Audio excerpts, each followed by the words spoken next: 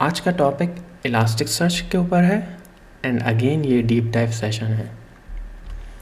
इस सेशन में मैं आपसे कुछ बेसिक कॉन्सेप्ट शेयर करूंगा जैसे इंडेक्स, टेम्पलेट, चार्ट्स एक्सेट्रा, और कुछ बेस्ट प्रैक्टिसेस मैं आपसे शेयर करूंगा जो मैंने सीखी प्रोडक्शन सिस्टम को रन करते हुए क्लस्टर सेटअप में। फाइनली रिटेंशन मैनेजमेंट, जो कि बहुत इंपॉर्टेंट कॉन्सेप्ट है आप किसी भी डेटाबेस को रन करें। तो ये है आज का एजेंडा। तो लेट्स स्टार्ट। उन लोगों के लिए जिनको नहीं पता इलास्टिक सर्च क्या है, ये एक डेटाबेस है जो कि डॉक्यूमेंट ओरिएंटेड है, जिसका कोई ख़ास स्कीमा नहीं होता। आप अगर क्लोजली देखें तो मे बी मोंगोडीबी भी स्कीमा लेस है, तो वो भी जेसन स्टोर करता है, इलास्टिक सर्च भी जेसन स्टोर करता है, दोनों के आर्किटेक्चर डिफरेंट हैं। खैर ये अलग बहस है। अच्छा, मैंने इस इलास्टिक सर्च को दो यूज़ केसेस में यूज़ किया है, एक लॉग्स और मैट्रिक्स स्टोर करने के लिए, दोनों टाइम सीरीज़ डेटा हैं। ठीक है। अच्छा, मैं इलास्टिक सर्च को रिलेशनल डेटाबेस से कंपेयर करूँगा ताकि आप इजीली अंडरस्टैंड कर पाएँ कॉन्सेप्ट्स को। अच्छा, सबसे पहले अगर आपने रिलेशनल डेटाबेस यूज़ किया है तो आपने देखा होगा कि आपका डेटा कहाँ स्टोर होता है, टेबल्स में। डेटाबेस है, डेटाबेस के अंदर बहुत सारे टेबल्स हैं, टेबल्स के अंदर column and then row and then data. तो यही कॉन्सेप्ट सिमिलरली अप्लाई होता है इलास्टिक सर्च में, लेकिन वो सारा डेटा कहाँ स्टोर होता है, इंडेक्स में। सो इंडेक्स बहुत सारे डॉक्यूमेंट्स को होल्ड किए हुए होता है। जैसा कि लेट्स से आप रिलेशनल डेटाबेस में क्या करते हैं, स्टूडेंट्स का सारा डेटा स्टूडेंट्स टेबल में, यूज़र्स का सारा डेटा यूज़र्स के टेबल में। यही चीज़ आप अप्लाई कर सकते हैं डिफरेंट इंडेक्सेस में। एक इंडेक्स सब यूज़र्स का डेटा है, दूसरे इंडेक्स में सब स्टूडेंट्स का डेटा है, समथिंग लाइक दिस। अब आते हैं इंडेक्स टेम्पलेट के ऊपर। इंडेक्स टेम्पलेट क्या है? इंडेक्स टेम्पलेट आप बिल्कुल DDL की मानंद ले लें। जैसे जब भी आप कोई टेबल डिफ़ाइन करते हैं तो आपकी टेबल डेफिनेशन होती है कि उसकी कॉलम्स की टाइप्स क्या हैं, प्राइमरी की क्या है, फॉरेन की क्या है, एसेट्रा। ठीक है, तो यही सारी सेटिंग्स अगर आपको इलास्टिक सर्च में डिफ़ाइन करनी हो तो आप कहाँ डिफ़ाइन करेंगे, टेम्पलेट के अंदर। ठीक है, तो बेसिक वर्कफ्लो क्या होता है इलास्टिक सर्च में? आपका एक टेम्पलेट है, टेम्पलेट से बहुत सारे इंडेक्सेस क्रिएट होते हैं और हर इंडेक्स में बहुत सारे डॉक्यूमेंट्स होते हैं। आप टेम्पलेट, जैसा कि नाम टेम्पलेट ही है, उससे आप बहुत सारी चीज़ें क्रिएट कर सकते हैं। बिल्कुल आप उसको उस बर्फ़ की ट्रे की मानंद ले लें कि जिसमें अगर आपने क्यूब्स स्टोर की हुई हैं और अगर आप निकालेंगे तो उनका स्ट्रक्चर कैसा होगा, जिस तरह सांचा है, जिस तरह टेम्पलेट है, वैसा ना। बिल्कुल यही कॉन्सेप्ट यहाँ पे अप्लाई होता है कि जो भी इंडेक्स क्रिएट होगा उस टेम्पलेट पे, उसकी कॉन्फ़िगरेशन और उसकी सेटिंग्स सारी की सारी वही होंगी जो टेम्पलेट ने डिफ़ाइन की हुई होंगी। यहाँ तक बात क्लियर है? बेहतरीन। तो अगर आप रिलेशनल डेटाबेसेस की तरफ से आ रहे होंगे तो मे भी आपके जहन में ये सवाल होगा, अच्छा यार, हम जब डेटाबेस की डेफिनेशन टेबल की डेफिनेशन डिफ़ाइन करते हैं तो उसमें बहुत सारे टेबल्स नहीं बन रहे होते, एक टेबल बन रहा होता है, राइट? यहाँ पे इतने सारे इंडेक्सेस क्यों बन रहे हैं? इस पर्टिकुलर टॉपिक पे मैं आऊँगा थोड़ी देर बाद, लेकिन अभी फ़िलहाल इसको पॉज कर लेते हैं। ठीक है, थोड़ा टाइम बिंग इसको थोड़ा साइड पे कर लेते हैं। अच्छा, जो भी मैंने आपसे बातें डिस्कस की हैं इसको प्रैक्टिकली देख भी लेते हैं एक डेमो के तौर पे, ताकि आप समझ पाएँ कि क्या हो रहा है और मैं किस तरह कहाँ क्या बात कर रहा हूँ। अच्छा, ये किबाना इंटरफेस है, तो आप देख सकते हैं कि जैसे मेरे पास 4 डॉक्यूमेंट्स स्टोर हैं। ठीक है, और इस डॉक्यूमेंट में जैसे मैंने आपको कहा था कि जेसन स्टोर होता है, ये किबाना का इंटरफेस जो कि इसको टेबुलर फॉर्म में दे रहा है, लेकिन इसमें जेसन व्यू भी है जो कि आप देख सकते हैं। ठीक है, अगर आपको रॉ इलास्टिक सर्च डेटा देखना है तो वो भी मैं आपको दिखाऊंगा और आप फिर उसमें देख लेंगे कि वाकई ये जेसन में स्टोर है।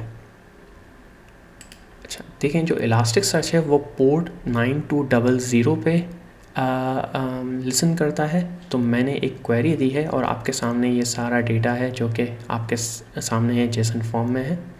तो यहाँ तक बात क्लियर हो गई। फिर हमने बात की थी इंडेक्स की और इंडेक्स टेम्पलेट की, सही है?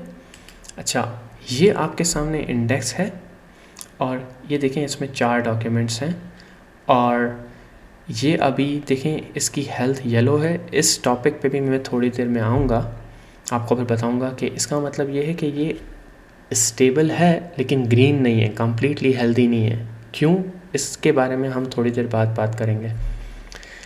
तो मैंने आपसे कहा था कि इंडेक्स हमेशा क्रिएट होते हैं टेम्पलेट से। तो देखें इस टेम्पलेट ने डिफ़ाइन किया हुआ है कि मैं इस इंडेक्स पैटर्न को अप्लाई करूँगा। जितने भी इंडेक्स पैटर्न इसको फॉलो करेंगे वो सारे के सारे इस टेम्पलेट को फॉलो करेंगे, और इनकी सारी सेटिंग्स और मैपिंग यहाँ पे डिफाइंड है। ये जेसन स्ट्रक्चर में है, लेकिन अगर आपको नाइस व्यू चाहिए तो आप इसको एडिट कर सकते हैं, और आप ये मैपिंग में जाएंगे तो ये देखें नाइस व्यू, ये टाइम डेट वगैरह वगैरह, तो सारी चीज़ें तो ये आपके सामने जो मैंने डिस्कस की थी। सो फार क्लियर। अब हम आते हैं शार्ट्स के ऊपर। ये बहुत ही इम्पॉर्टेंट कॉन्सेप्ट है और ये समझ लें एक तरह से बैकबोन है। थोड़ी देर पहले मैंने आपसे बात की थी कि जो इंडेक्स है वो डॉक्यूमेंट्स को होल्ड करता है, तो ऐसा कम्प्लीटली सही नहीं है। असल में शार्ड है जो कि डॉक्यूमेंट को होल्ड करता है। अब आप बोलेंगे यार शार्ड क्या होता है और इंडेक्स क्या होता है। शार्ड लॉजिकल एंटिटी है और लॉजिकल नेम स्पेस है जो कि डॉक्यूमेंट को एक तरह से होल्ड किए हुए है, फिज़िकली नहीं। फिज़िकल स्टोरेज क्या है, शार्ड। अब बात समझ रहे हैं? तो ये कोर डिफरेंस है। अब शार्ड कितने टाइप्स के होते हैं, क्योंकि इलास्टिकसर्च डिस्ट्रीब्यूटेड सिस्टम है, इसके अंदर भी प्राइमरी और रेप्लिका का कॉन्सेप्ट है। तो शार्ड्स वो चीज़ इनेबल करता है, ठीक है। प्राइमरी डेटा क्या, जैसा कि हम हर डेटाबेस में आते हैं कि वो कोर डेटा होता है और ओरिजिनल डेटा होता है। रेप्लिका हमेशा कॉपी ऑफ ओरिजिनल डेटा होता है। बिल्कुल यही चीज़ यहाँ पे अप्लाई होती है, सही है। अब पर्पस क्या है शार्ड्स का, ये इनेबल करता है पैरेलल प्रोसेसिंग और फॉल्ट टॉलरेंस। इन दोनों कॉन्सेप्ट को हम एक एक करके एग्जांपल्स के थ्रू देखेंगे। अच्छा, पहले हम देख लेते हैं कि ये पैरेलल प्रोसेसिंग कैसे इनेबल करता है। इसके लिए हम कंसिडर कर लेते हैं हमारे पास एक इंडेक्स है जिसकी 2 प्राइमरी शार्ड्स हैं और एक रेप्लिका, कोई भी रेप्लिका काउंट नहीं है। अच्छा, इसको मैं आपको व्यू में बता देता हूँ ताकि आपको थोड़ा क्लियर हो जाएगा। ये देखें, ये मेरे पास एक इंडेक्स है जैसे फाइल बीट, और यहाँ पे आपको प्राइमरीज और रेप्लिकास नज़र आ रहे हैं। ये दरअसल शार्ड्स हैं इसकी। आप बात समझ रहे हैं? तो इसका मतलब ये हुआ कि इस इंडेक्स की अभी एक प्राइमरी है और एक रेप्लिका शार्ड्स है, ठीक है। तो इसी सिलसिले में मैं आपसे बात कर रहा हूँ अभी। तो मैं आपसे कह रहा हूँ कि हमारे पास एक इंडेक्स है जिसके 2 प्राइमरी शार्ड्स हैं और एक भी रेप्लिका नहीं है, ठीक है। और प्लस हमारा कोई क्लस्टर सेटअप नहीं है, बिल्कुल सिंपल रख रहे हैं हम, एक ही सिंगल नोड रख रहे हैं इलास्टिकसर्च की। तो क्या होगा, जब आपकी एप्लीकेशन डॉक्यूमेंट रिक्वेस्ट करेगी, डेटा फैच करने की कोशिश करेगी, आपकी रिक्वेस्ट डिवाइड हो जाएगी 2 शार्ड्स में। ये है पैरेलल प्रोसेसिंग। इसका मतलब क्या होगा, कुछ डेटा आपका यहाँ पर है, कुछ डेटा आपका यहाँ पर है। आपने क्वेरी की तो आपकी रिक्वेस्ट डिवाइड होगी तो प्रोसेसिंग टाइम डिवाइड हो गया। फाइनली यहाँ पे कुछ इंटरनल प्रोसेसिंग होगी जिसका मुझे बहुत ज़्यादा बिल्कुल भी आइडिया नहीं है टू बी ऑनेस्ट। तो फिर आपका डॉक्यूमेंट जब फैच हो जाएंगे वो एग्रीगेट होंगे और फाइनल रिस्पॉन्स आपको मिलेगा, और इस तरह ये पैरेलल प्रोसेसिंग इनेबल करता है। यहाँ तक बात क्लियर है? सेकंड, अब हम इसको थोड़ा कॉम्प्लिकेट करते हैं। हम एक काम करते हैं, एक और नोड ऐड करते हैं और क्लस्टर सेटअप बनाते हैं। तो जैसे ही हमने क्लस्टर सेटअप बनाया, शार्ड्स बैलेंस हो गई। जो यहाँ पे 2 शार्ड थी वो यहाँ मूव हो गई, और इलास्टिकसर्च ने फ़ौरन बैलेंस करना शुरू कर दिया। और जब ये शार्ड्स बैलेंस होती हैं तो इलास्टिकसर्च हेल्दी होता है, ठीक है। ये बहुत इंपॉर्टेंट कॉन्सेप्ट है, ये थोड़ी देर में आपको मैं और डिटेल में समझ में आएगा जैसे जैसे हम आगे बढ़ेंगे, ठीक है। यहाँ तक बात क्लियर? अच्छा, अब हम इस कॉन्सेप्ट को फर्दर कॉम्प्लिकेट करते हैं। अब तक हमने कोई भी रेप्लिका शार्ड्स नहीं देखी थी, सारा प्राइमरी था। अब हम रेप्लिका शार्ड्स भी कंसिडर करना शुरू कर देते हैं। अगर आपको एग्जांपल याद हो तो मैंने एक इंडेक्स लिया था जिसकी 2 प्राइमरी शार्ड्स थी और कोई भी रेप्लिका शार्ड नहीं थी, राइट। अब मैं कह रहा हूँ कि एक रेप्लिका शार्ड है। इसका क्या मतलब हुआ, वही 2 नोड हैं, ठीक है। एक प्राइमरी शार्ड ये रही, एक प्राइमरी शार्ड ये रही। एक बात मैं यहाँ पे बताता चलूँ कि यहाँ पे मैं डॉक्यूमेंट शो नहीं कर रहा ताकि आप इजीली समझ पाएँ। या मैं अज्यूम कर रहा हूँ कि ये जो शार्ड है ये डॉक्यूमेंट होल्ड कर रहे हैं, लेकिन सिंप्लिसिटी के लिए मैं नहीं शो कर रहा। तो यहाँ पे इम्पॉर्टेंट बात क्या है, यहाँ पे इम्पॉर्टेंट बात ये है कि चूंकि हमने हर शार्ड का एक प्राइमरी रेप्लिका शार्ड दिया हुआ है, तो आप देखें जहाँ पे प्राइमरी शार्ड है उसकी दूसरी नोड पे उसका रेप्लिका शार्ड है, यहाँ पे प्राइमरी शार्ड है तो उसकी दूसरी नोड पे रेप्लिका शार्ड है। ये बिल्कुल ऑपोजिट है उन क्लासिक डेटाबेस से रिलेटेड जहाँ पे पूरी की पूरी नोड अगर प्राइमरी में है तो सारा का सारा डेटा उस नोड पे ही होगा, रेप्लिका नोड पे नहीं होगा। इलास्टिक सर्च में ऐसा नहीं है। इलास्टिक सर्च में ऐसा है कि अगर डेटा डिस्ट्रीब्यूट होता है, हर नोड पे प्राइमरी और रेप्लिका दोनों होता है, लेकिन जिस नोड पे प्राइमरी शार्ड है उसके बिल्कुल ऑपोजिट दूसरी नोड पे उसका रेप्लिका होगा। अब देखें इसी नोड पे प्राइमरी भी है, रेप्लिका भी है, इसी नोड पे प्राइमरी भी है, रेप्लिका भी है। आप बात समझ रहे हैं? लेकिन जहाँ पे प्राइमरी है वहाँ पे रेप्लिका बिल्कुल भी नहीं है। ये बहुत इंपॉर्टेंट पॉइंट है। और ये क्यों इंपॉर्टेंट पॉइंट है? यही वो वजह है जो कि इंश्योर करता है फॉल्ट टॉलरेंस को। इसको भी हम थोड़ी देर में समझेंगे। अगेन बहुत ही सिंपल एग्जांपल ले लेते हैं। एक हमारे पास इंडेक्स है जिसकी एक प्राइमरी शार्ड है और एक रेप्लिका शार्ड है, और अगेन हमारे पास क्लस्टर सेटअप है। ठीक है, अब देखें चूंकि हमारे पास एक ही शार्ड है, ये प्राइमरी है, तो जैसे कि मैंने आपको बताया था कि रेप्लिका कहाँ होगी? दूसरी नोड पे। तो यहाँ पे दूसरी नोड पे है। अब लेट्स इमेजिन कुछ प्रॉब्लम आ जाती है और क्लस्टर गया, एक नोड डिस्ट्रॉय हो गई। जैसे ये नोड डिस्ट्रॉय हुई, चूँकि हमारे पास यहाँ पे एज इट इज़ कॉपी है डेटा की, ये नोड ने अपने आप को फ़ौरन प्रोमोट किया एक तरह से और रेप्लिका प्राइमरी बन गया। ठीक है, तो क्लस्टर ऑटोमेटिकली ही हो गया, और आप अभी जैसे ही दूसरी नोड ऐड करेंगे वहाँ पे वो दोबारा शार्ड्स बनना शुरू हो जाएंगी और रेप्लिका वहाँ पे सिंक होना शुरू हो जाएगा। तो इस तरह फॉल्ट टॉलरेंस काम करती है। यहाँ तक बात क्लियर है? तो अभी आपको ये क्लियर हुआ कि पर्पस ऑफ शार्ड्स जो मैंने बताया था कि कैसे इनेबल करता है parallel processing of fault tolerance, ये मैंने आपको अभी बता दिया। ठीक है, अब हम बात करते हैं बेस्ट प्रैक्टिसेस की। अच्छा, शार्ड्स जो हैं, जो कि मैंने आपको बताया, ये क्लस्टर को कब हेल्दी करते हैं? जब इवनली डिस्ट्रीब्यूटेड होते हैं। सही है, इसीलिए ये रूल है कि आप अपनी शार्ड्स को हमेशा नोड्स के मल्टीपल रखें ताकि इवन डिस्ट्रीब्यूशन ईजी हो। इसका मतलब क्या? इसका मतलब ये कि जैसे देखें यहाँ पे नोड अगर मेरी 3 है तो मल्टीपल ऑफ 3 क्या हुआ? 1 2 3, 3 1 ज़ा 3, 3 2 ज़ा 6, तो 3 6 9। तो इसका मतलब हुआ 3 नोड हैं, हर नोड पे एक एक शार्ड, 6 नोड्स हैं, हर नोड पे 2 शार्ड्स। तो ये फॉर्मूला यहाँ पे अप्लाई होता है।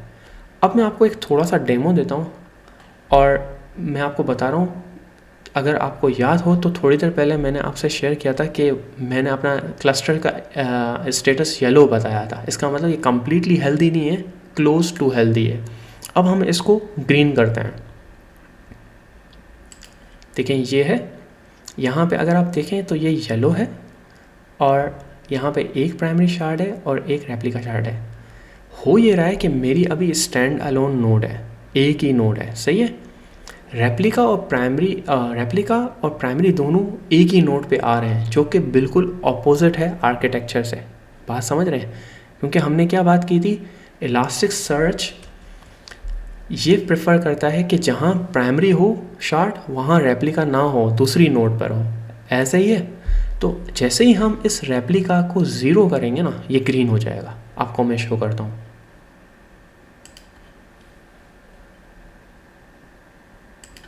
तो ये मैं एंड पॉइंट एक यूज़ कर रहा हूँ इलास्टिक सर्च का, जो कि क्या कर रहा है, जो कि नंबर ऑफ रेप्लिका को ज़ीरो कर रहा है। और किस इंडेक्स को कर रहा है? फाइल बीट इंडेक्स को, क्योंकि यही हमने देखा था यहाँ पे, राइट? 25 10 3 25 10 3। अब जैसे ही मैंने इसको एंटर किया, इसने एक्नॉलेज किया, और यहाँ पे अगर मैं रीलोड करूँगा, ये देखें ग्रीन हो गया। अब देखें रेप्लिकास कितनी हो गई हैं? 0। अब ये फॉलो कर रहा है उसी प्रिंसिपल को कि एक नोड पे जहाँ पे मेरी प्राइमरी है वहाँ पे ही रेप्लिका नहीं है, तो इसने बोला हाँ ओके इट्स ग्रीन। अगर मैं दूसरी नोड ऐड करता, लेट्स से मैं अभी कंटेनर सेटअप चला रहा हूँ, तो मैं दूसरा कंटेनर क्लस्टर सेटअप में करता तो ऑटोमेटिकली ये रेप्लिका कह सकते हैं एक ही नोड पर है। तो ये कॉम्प्लिकेटेड, मैंने ये टेस्ट नहीं किया, मैं कह नहीं सकता, लेकिन इसके लिए वो दूसरे कंटेनर में रन हो रहा होता तो वो दूसरी नोड पर होता, तो इसको ये लगता कि अच्छा यार मेरी रेप्लिका दूसरी नोड पे, तो फिर ग्रीन हो जाता। आप बात समझ रहे हैं? ये मैंने टेस्ट नहीं किया तो मैं श्योरिटी के साथ नहीं कह सकता। अच्छा, दूसरी बेस्ट प्रैक्टिस जो मैंने सीखी वो है, जैसे मैंने आपको बताया कि हमेशा हम जब भी कोई डिज़ाइन प्रिंसिपल यूज़ करते हैं तो उसका कोई ना कोई ट्रेड ऑफ होता है। आप बहुत सारे शार्ड्स नहीं क्रिएट कर देंगे, वो अननेसेसरी ओवरहेड हो जाएगा, राइट? तो क्या बैलेंस हो, गुड बैलेंस, कि पैरेललिज्म भी अचीव हो और मेंटेनेंस भी इजी हो। तो जो हमने अपने क्लस्टर में देखा प्रोडक्शन सिस्टम में, कि अगर हमारा 8 GB तक का इंडेक्स है तो उसके लिए हमें बहुत ज़्यादा प्राइमरी शार्ड ज़रूरी नहीं है और हमें इतनी पैरेललिज्म की अचीव नहीं है, रिस्पॉन्स रीज़नेबल अमाउंट में रिटर्न हो रहा होता है। तो हमारे लिए एक प्राइमरी शार्ड और एक रेप्लिका शार्ड इनफ है।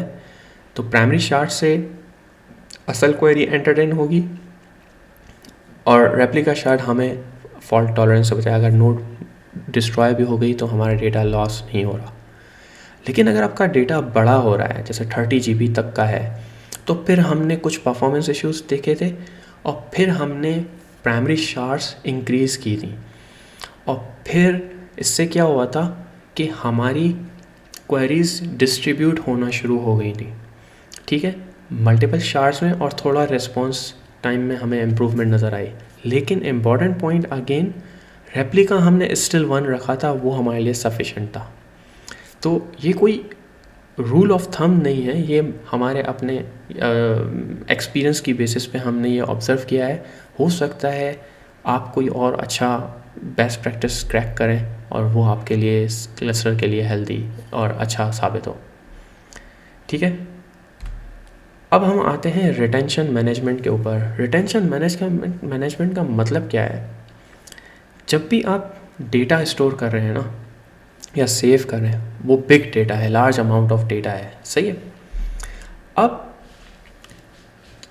जैसे जैसे टाइम बढ़ रहा है, डेटा बढ़े जा रहा है, बढ़े जा रहा है, बढ़े जा रहा है, तो आपको डिस्क भी उतनी ही चाहिए होगी, राइट?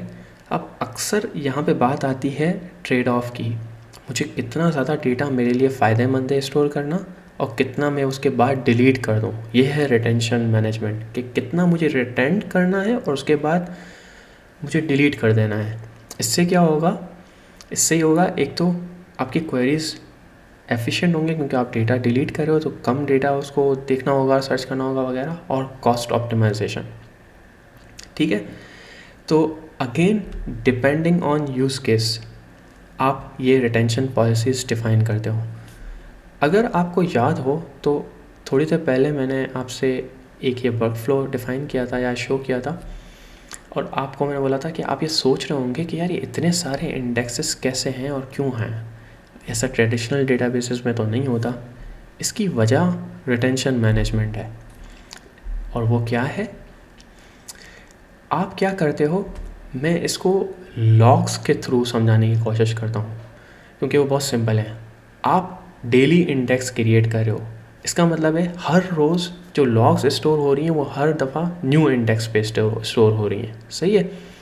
फिर आपने कहा मेरे लिए ये सफिशेंट है कि अगर मैं 7 दिन की या 1 महीने की लॉग स्टोर करूं उसके बाद मैं डिलीट कर दूं। तो इसका मतलब है आपके पास टोटल 30 इंडेक्स हुए और 30 इंडेक्स के बाद आपने डिलीट करना शुरू कर दिया डेटा।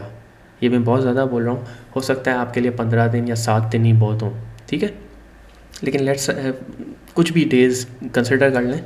इसका मतलब है आपके लिए ईजी है इसको इन्फोर्स करना। दूसरे भी बहुत सारे इंडेक्स के पॉलिसीज़ तो नहीं बोलूँगा, जैसे इंडेक्स की टाइप में, जैसे रोल ओवर इंडेक्स होता है, वो क्या करता है, एक ही इंडेक्स होता है जो हर रोज़ क्रिएट नहीं होता, लेकिन आप उसमें फिर साइज़ का कंस्ट्रेंट लगा देते हो। आप बोलते हो यार मेरे पास इंडेक्स कम हो लेकिन हर इंडेक्स की साइज़ 25 GB हो, एग्जांपल ले लेता हूँ, और मैं टोटल 5 इंडेक्स बस रखूँगा। अब वो 25 के ऊपर मे बी 10 दिन का डेटा भी हो सकता है, महीने का भी डेटा हो सकता है, डिपेंड करता है कितना ज़्यादा डेटा, कितनी ज़्यादा एक्टिव यूजेज है। ठीक है, तो इस तरह आप ट्रेड ऑफ डिफाइन करते हो। बात यहाँ तक क्लियर है? अब हम आते हैं एक्चुअल रिटेंशन मैनेज के, इसको ऑटोमेट किस तरह किया जाता है। तो इलास्टिक सर्च में एक कॉन्सेप्ट है ILM, वो कहलाता है इंडेक्स लाइफ साइकिल मैनेजमेंट। इसमें आप क्या कर रहे होते हो, आप पॉलिसी डिफाइन कर देते हो और ऑटोमेटिकली आपका डेटा मूव हो रहा होता है डिफरेंट स्टेजेस में, पहले हॉट, फिर वार्म, फिर कोल्ड, फिर डिलीट। ये कॉन्सेप्ट क्या है, जैसे अगर आप लॉग्स की बात कर लें या मैट्रिक्स की बात कर लें, जो कि दोनों इन्वेस्टिगेशन पर्पस के लिए यूज़ होते हैं, तो आपको अगर बग आया, आपको फास्ट ट्रैक करना है। ठीक है, और आप फास्ट रिस्पॉन्स चाहेंगे, स्लो रिस्पॉन्स वैसे तो आप कभी भी नहीं चाहेंगे, लेकिन कभी कभार एक्सेप्टेबल भी होता है। ठीक है, डिपेंडिंग ऑन कितना स्लो रिस्पॉन्स है।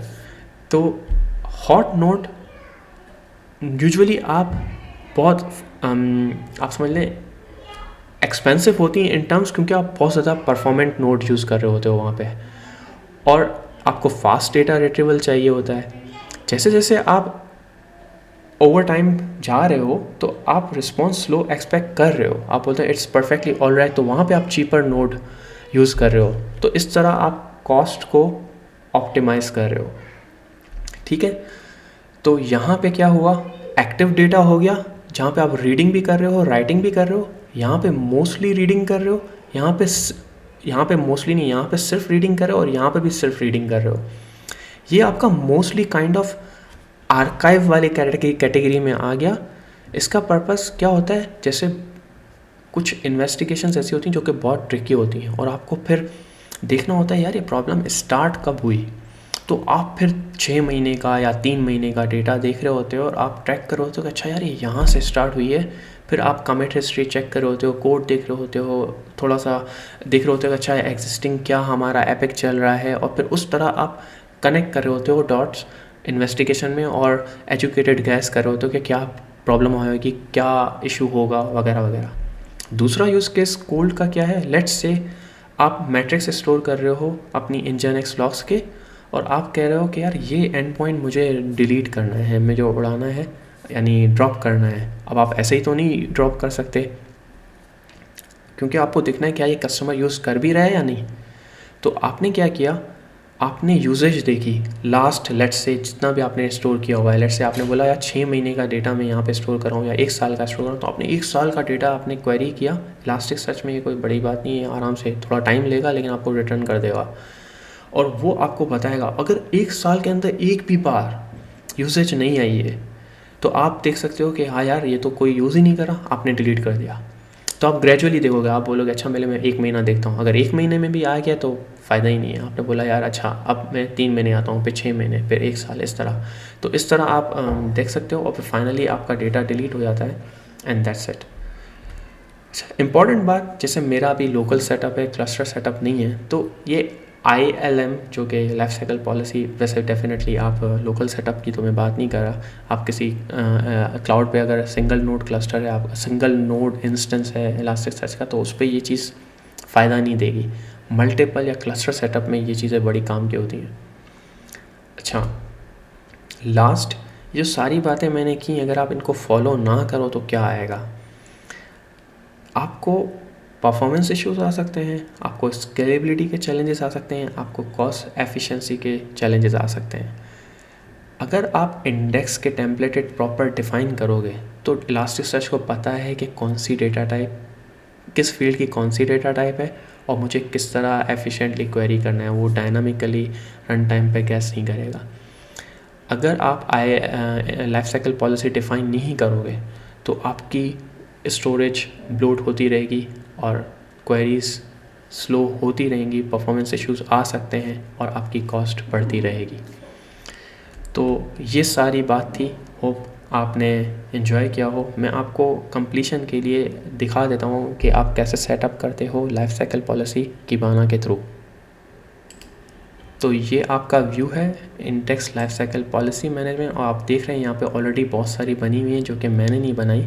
और इसमें आप ये देख लें, लेट्स से हम 7 दिन की देख लेते हैं, बल्कि 90 डेज़ की देखते हैं। इसमें देखें बहुत सारे फेजेज़ हैं, हॉट, वार्म, कोल्ड, और इसमें आप फिर बता रहे होते हो कि मुझे कितने दिन बाद यहाँ पे इस फेज़ में कर दो, इसके बाद ये कर दो, फिर डिलीट कर दो, finally that's it. And then आप फिर एडवांस में जाओगे तो आप यहाँ पे नोड्स वगैरह भी बता सकते हो। जैसे यहाँ पे अगर आप देखें तो कहीं ना कहीं यहाँ पे देखिए वार्म नोड, रिकमेंडेड कोड, तो ये सारी क्लस्टर सेटिंग होती है और फिर आप यहाँ पे कॉन्फ़िगर कर सकते होगे। ठीक है, तो ये सारी चीज़ें हैं जो कि आपको हेल्प करेंगी क्लस्टर स्टेबल करने में। होप आपने मेरी वीडियो को एंजॉय किया हो। अच्छा, एक और बात, ये मेरा कोर्स है इलास्टिक स्टैक के ऊपर, जो कि मैंने जितना भी काम किया है रिलायबल मॉनिटरिंग सिस्टम बनाने के लिए, उसको मैंने सारा डॉक्यूमेंट किया है, और ये नोशन मार्केट प्लेस पे है ऑलरेडी, और कोई बिल्कुल फ्री है, विच मीन्स कोई ईमेल रिक्वायर्ड नहीं है। तो अगर आप इंटरेस्टेड हों तो आप इसको चेक कर सकते हैं, और इसमें आप देख सकते हैं तो जो भी मेरी लर्निंग है, जो भी मैंने सीखा है एक स्टेबल और रिलायबल मॉनिटरिंग सिस्टम को रन करने के लिए, प्रोडक्शन सिस्टम में, वो मैंने सारा का सारा यहाँ पे डॉक्यूमेंट किया है, different edge cases, different use cases etcetera. So thank you so much. मैं इसका लिंक डिस्क्रिप्शन में डाल दूँगा, अगर आप इंटरेस्टेड हो तो आप देख लेना। चलें, बाय।